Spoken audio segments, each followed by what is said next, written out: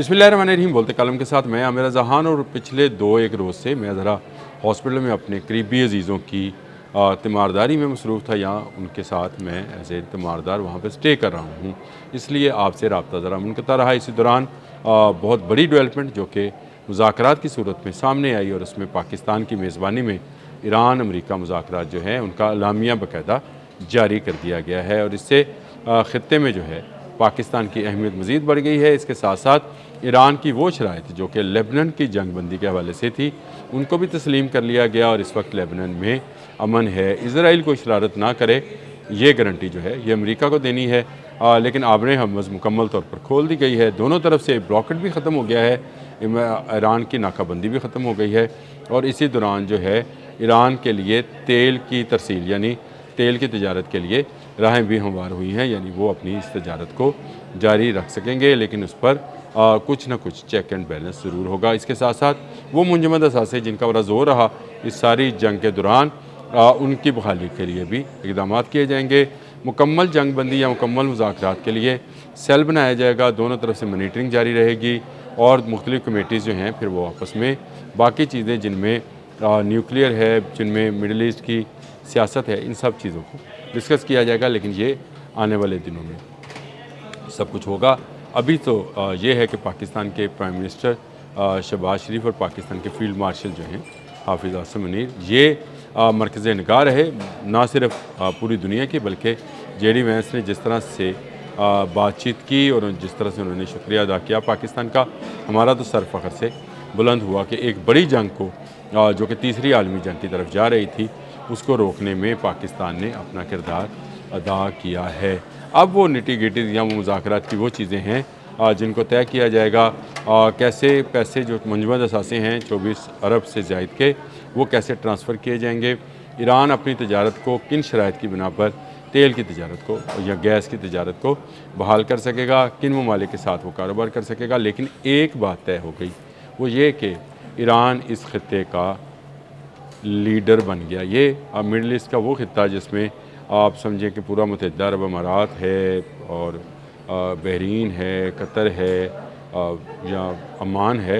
इस पूरे ख़त्े में अब कमांड जो है वो ईरान के हाथ में थमा दी गई है कि ईरान इनको लीड करेगा, क्योंकि जो बयानात आए हैं, चाहे वो डोनाल्ड ट्रंप की तरफ से आए हैं, जेडी वेंस की तरफ से, वो इसी तरह के हैं कि ईरान पूरे ख़त्े की तमीर व तरक्की के लिए जो है वो सबको लीड कर रहा होगा, और इसके साथ साथ ईरान को भी तमीर व तरक्की के लिए फ़ंडिंग की जाएगी, जिसकी डिमांड 300 अरब डॉलर के करीब ईरान कर चुका है। और शायद इसका इजहार डोनाल्ड ट्रंप ने, शायद क्या यकीनन डोनाल्ड ट्रंप ने भी किया था, और उससे पहले मार्क रूबियो और जेडी वैंस का भी बयान आया था कि 300 अरब डॉलर जो हैं ये देना पड़ेंगे। ये कैसे दिए जाएंगे?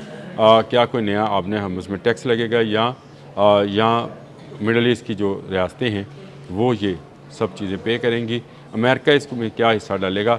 ये अभी सारी वो चीज़ें हैं जो कि जिनके मदरजात तय होना है। लेकिन जो एलामिया जारी हुआ, जिस पर ये एलामिया जारी होने के बाद ये बड़ी बात है कि वो जो ख़बरें, वो अफवाहें, वो सारी चीज़ें दम तोड़ गई कि ईरानी वफ़द जो है वो नाराज़ होकर मुज़ाकरात छोड़ कर चला गया। हालांकि हुआ ये था कि वो मुज़ाकरात करने के बाद वो चले गए, क्योंकि उन्होंने जाना ही था।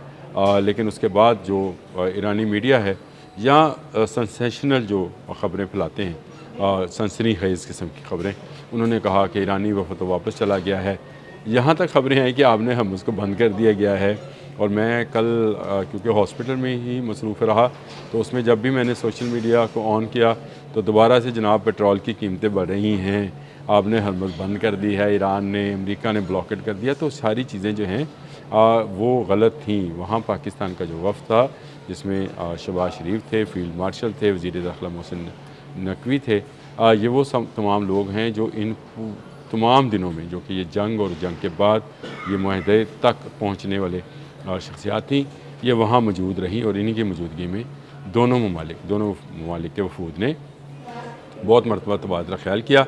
लेकिन जब ख़त्म हुआ एलामिया जारी होने से पहले जाना जो है ईरानी वफ़द का, ये कुछ अफवाहों को जला बख्श गया। अब आप देखें कि अब्बास अराग़ची जो हैं उन्होंने भी ट्वीट कर दिया। ट्वीट के साथ साथ उन्होंने अपना बयान भी जारी किया है, जिसमें उन्होंने कहा है कि लबनान जंग के ख़ात्मे के लिए बड़ी पेशरफ्त हुई है। उन्होंने पाकिस्तान का शुक्रिया अदा किया और उसके साथ साथ उन्होंने एक्स पर जो अपना वो पैगाम दिया उसमें कहा कि तेल के और पेट्रोकेमिकल मसनूआत की बरामदात पर आयद पाबंदियों में नरमी कर दी गई है और नाकाबंदी और आमने हमस की हमने नाकाबंदी ख़त्म कर दी है। उन सासों का हिस्सा जारी रहेगा जबकि ईरान के लिए एक बड़े तमीर और तरक्की मनसूबे का भी आगाज़ किया गया है यानी शुरू हो गया है। वो $300 अरब जो इनको दिया जाना है ताकि वो इंफ्रास्ट्रक्चर की तबाही जो कि पेट्रोकेमिकल्स फैक्ट्रीज़ और मिसाइल्स फैक्ट्रीज़ और इस तरह की स्कूल कॉलेज यूनिवर्सिटीज़ को जो नुकसान पहुंचा है उसको जो है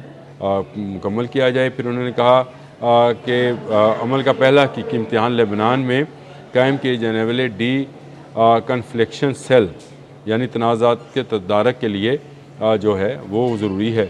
अब इस ख़बर के साथ मैं एक और ख़बर को अटैच करने लगा हूँ, जोड़ने लगा हूँ और वो ख़बर ये है कि मार्को रूबियो फौरी तौर पर मिडल ईस्ट के लिए रवाना हो रहे हैं और मिडल ईस्ट में वो मुत्तहिदा अरब अमारात, कतर, बहरीन वहाँ के जो हैं सरबराहान से मुलाकात करेंगे। उन्हें ये होने वाले मुज़ाकरात जो कि ईरान अमेरिका थे इस बारे में न सिर्फ ब्रीफ़ किया जाएगा बल्कि उनको ये बताया जाएगा कि आइंदा वो ईरान की पाबंदी करेंगे। इसमें ओमान भी शामिल है लेकिन ईरान इस वक्त ओमान के बहुत के मतलब समझता है कि वो उसका हमदर्द है।